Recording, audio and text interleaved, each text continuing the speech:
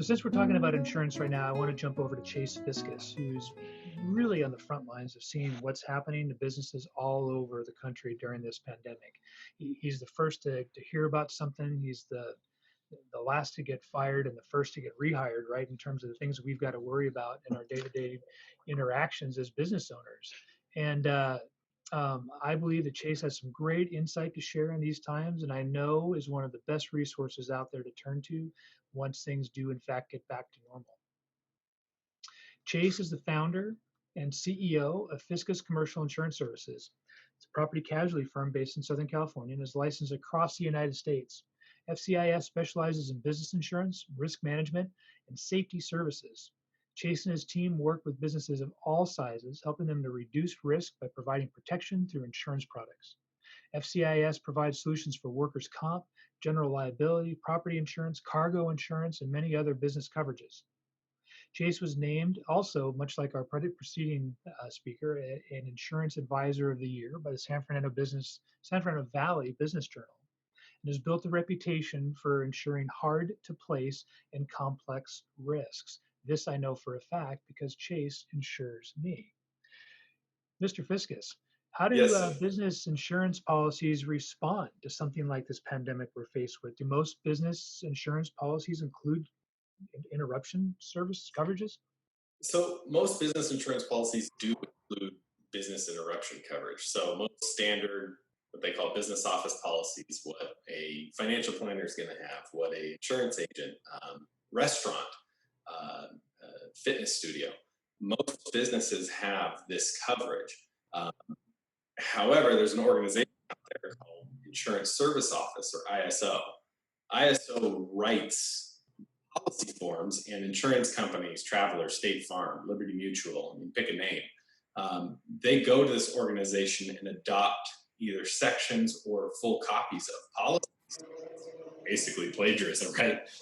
They license it, but that organization pretty well has these types of pandemics, viruses excluded just in the base policy forms. So unless you have a unique manuscript policy, your average off-the-shelf policy that probably 95 or 99% of business owners are going to have is not going to apply to a pandemic or forced closure, something like this, or clients not performing on contracts.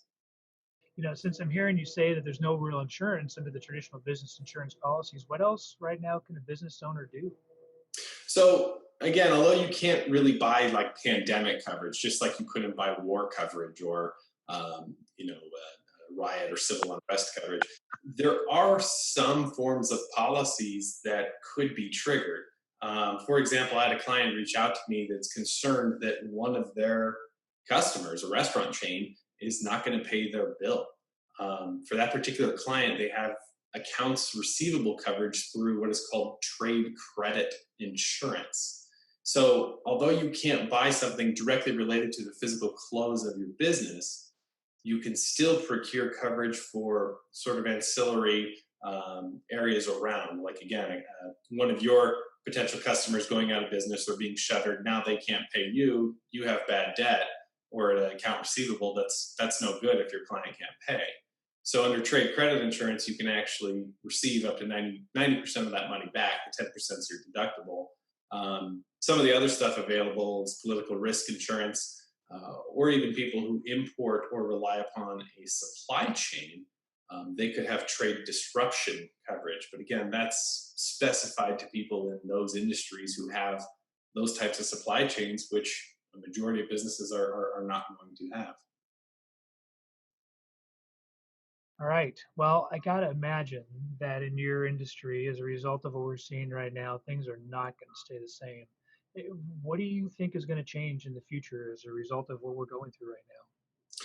I mean, just in some of the states that we do business in, you're hearing of legislatures, the departments of insurance, various departments of insurance or departments of financial services.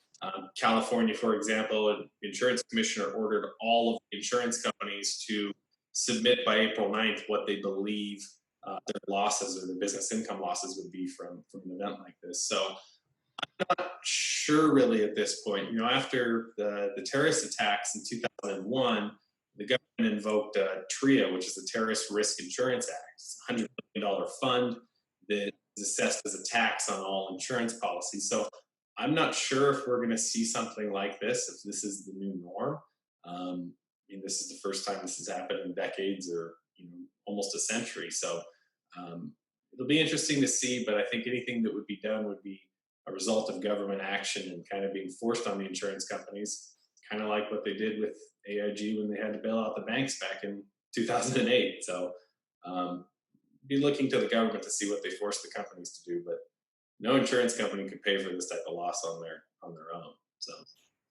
Right on. Well, that's super helpful. Is there anything else, on top of mind that you think that we should be thinking about right now as business owners as we navigate, or is that kind No, of? I mean, just have your systems in place and your contingencies. So when this type of thing happens, I mean, this is catastrophic, but there are other types of that can occur. And I think this has really uh, forced a lot of people, especially companies that aren't younger, to look at contingent business income plans or contingent business operation plans, whether that's working remote or looking at other things for supplies in your supply chain.